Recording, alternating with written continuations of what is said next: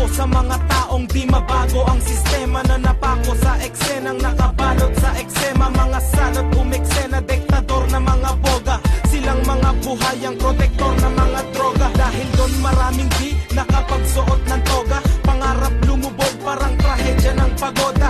Napakarami ng buhay na sinalanta, relasyon na mag-anak unti-unting nilalanta. Makinig sa kinakanta at sa mga binabanta. Kung ayaw mo rin sa droga, halika lumaban ka at harapin ng maayos ang kinabukasan mo.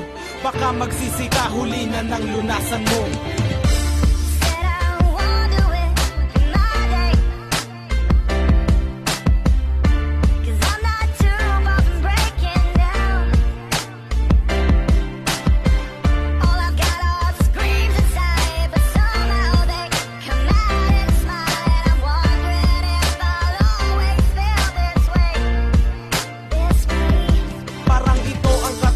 Di mahanap ang sagot, ano bang meron at wala sa mga bawal na gamot.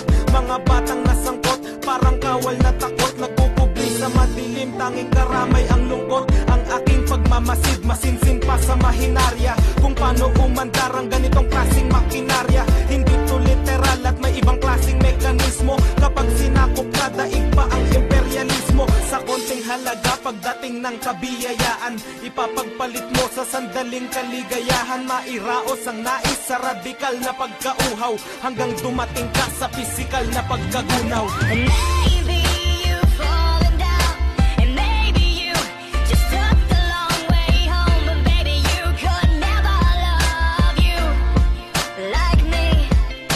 And one day this will fade away. In the mirror you'll see your smiling face, and standing next to you will always be me. Yeah, me.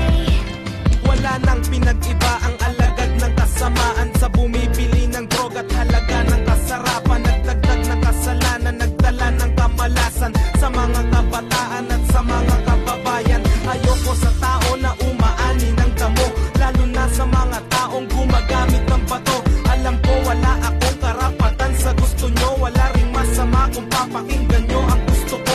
Wala akong pakialam kung ikaw ay nababagot, ang akin lang sa gitna ng krisis, di yan ang sagot. Ang mga dahilan mo, nasabi ko na yan noon, kaya mo ring magbago dahil may Panginoon.